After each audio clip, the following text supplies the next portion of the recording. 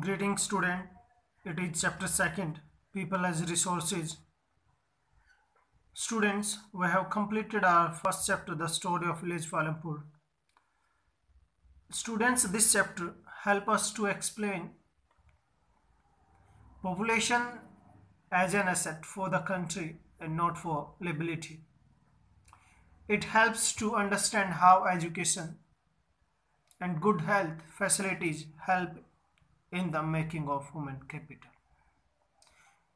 यानी human capital है क्या? We are the human and what can be our capital. हमारी पूंजी एक प्रकार से क्या हो सकती है? ये बोलते हैं ना भाई, ये तो काफ़ी गुणवान है, मतलब इसको तो काफ़ी नॉलेज है, ये काफ़ी फायदेमंद है तुम्हारे लिए, यानी वो हमारे कैपिटल की बात करते हैं. What can be our capital? Our education, our health. जैसे बोलते हैं ये तो काफ़ी हट्टा कट्टा है भाई, इसको ले जाओ आराम से काम करेगा. ये इसको काफ़ी नॉलेज है, इसको इस चीज़ के बारे में पता होगा, ये एजुकेशन के बारे में अच्छे से बता पाएगा, ये डॉक्टर है, ये हेल्थ के बारे में अच्छे से बता पाएगा. दीज आर क्या है? These are the human capital. यानी are knowledge, uh skill, uh health is the capital, human capital. Human capital, the next heading. Human capital is the stock of skill and productive knowledge embodied in the population of a country. The important points related to this capital are follows. By the given points, dear students, you will be much more clear. Population become human capital when there is investment made in the form of education, training, medical care. यानी जो आपकी population है वो capital कब बनेगी? जब उनको अच्छी एजुकेशन मिलेगी, मेडिकल केयर मिलेगा, ट्रेनिंग मिलेगी. Such things are including in the human capital. Investment in human capital through education can be there, training, medical care can be there. Return, this is evident by following. The first point as mentioned there, more educated and better trained person earn higher incomes. यानी जिसकी अच्छी education होगी, जो trend होगा अपने profession में, उसकी higher income होगी. ये ह्यूमन कैपिटल पर ही डिपेंड करता है. The productivity of the healthier people is high. और जो हेल्थ में अच्छा है उसके काम करने की क्षमता भी बहुत ज़्यादा रहेगी. तो ये हेल्थ भी ह्यूमन कैपिटल है एक प्रकार से. Society also gain indirectly because the advantages of a more educated or a healthier population spread to those who themselves are not educated or are healthier. For example, an educated person educate a illiterate person. अब जो educated person होगा जैसी society में रहेगा उस society को भी change करेगा, सोसाइटी में उसी तरीके का इन्फ्लुएंस देखने को हमें मिलेगा. तो डेफिनेटली जो है उस सोसाइटी में भी इम्प्रूवमेंट होगी. Human capital is also superior to the other resources like land, physical capital, as it can make the use of land and capital.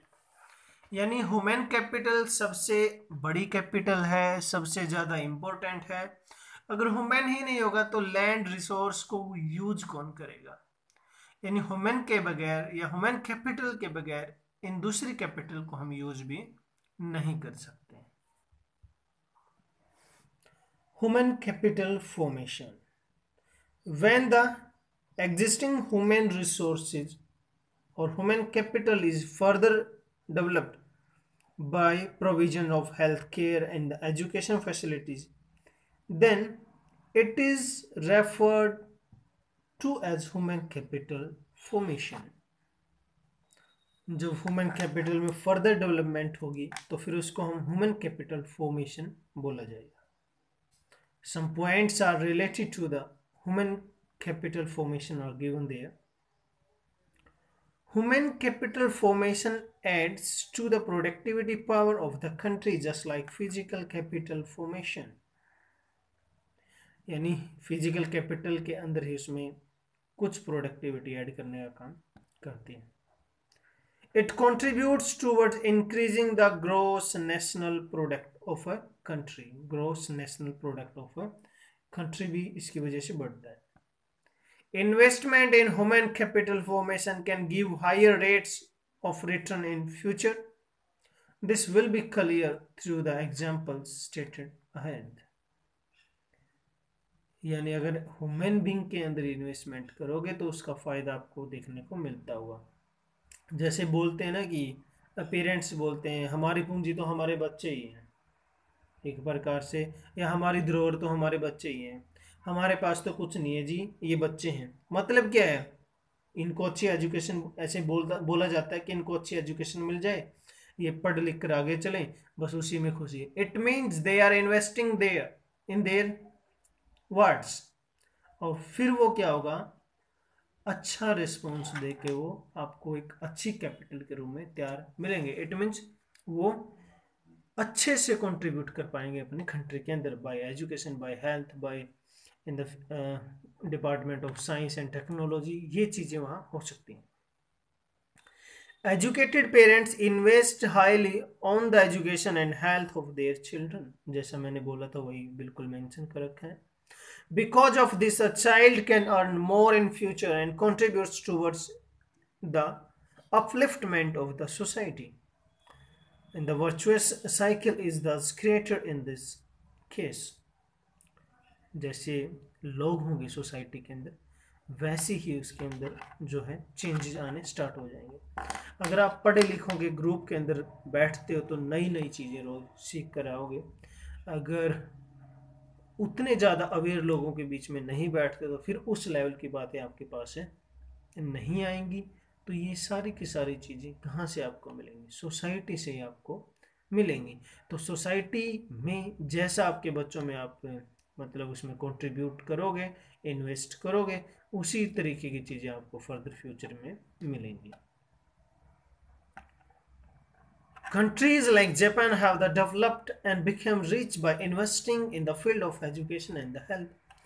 Japan का एग्जाम्पल यहाँ दे रखा है कि उन लोगों ने एजुकेशन और हेल्थ पर ज़्यादा जो है इन्वेस्ट किया है और आज वो एक प्रकार से मतलब जो डेवलप्ड कंट्री है उसमें उसका नाम आता है आमतौर पर.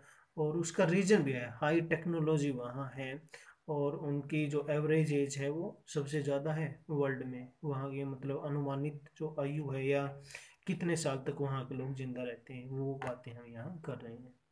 एक क्विक रिवीजन कर लेते हैं. स्टूडेंट्स चैप्टर का नेम है people as a resource and peoples को ही रिसोर्स बोला गया. We are also the resource for our parents, for our country, for our society.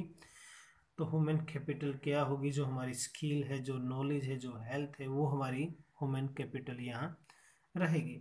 अब उसके अंदर हम जितना इन्वेस्ट करेंगे वही हमें मिलेगा. जैसे कि बच्चे IPS IAS बन जाते हैं, कोई साइंटिस्ट बन जाता है, कोई डॉक्टर बन जाता है. अब जिस तरीके का इन्वेस्टमेंट हमने उसके अंदर किया उसी तरीके का रिटर्न हमें बाद में मिलता है. और ह्यूमन कैपिटल फॉर्मेशन फिर हमने किया था, यानी जो फर्दर डेवलपमेंट होती है इन रिसोर्सेज की वजह से. जैसे कि सोसाइटी में जिस तरीके के लोग होंगे उसी तरीके की डेवलपमेंट होगी. तो वो क्या एक प्रकार से हमारा प्रीवियस इन्वेस्टमेंट है. तो वो सारी की सारी चीज़ें भी हम यहाँ देखते हैं सोसाइटी के अंदर. यानी जैसे लोग हमने देखे हैं वहाँ उसी तरीके की डेवलपमेंट सोसाइटी में मिली है. तो जापान जैसे जो वैसे तो साइज की बात करें तो बहुत छोटा सा देश है, शूज़ के आकार का, जूते के आकार का देश इसको बोला जाता है. लेकिन यहाँ जब हम इन्वेस्टमेंट की बात देखते हैं तो एजुकेशन और हेल्थ के ऊपर ही सबसे ज़्यादा इन्वेस्ट करने का काम किया गया. और जब इन चीज़ों के ऊपर इन्वेस्ट किया तो उनकी टेक्नोलॉजी भी जो है बहुत अच्छी है. इंडिया जैसे कंट्रीज उसको फॉलो करते हैं, उसकी टेक्नोलॉजी को फॉलो करते हैं. Students, it was all over about this parts. Thank you. Have a nice day.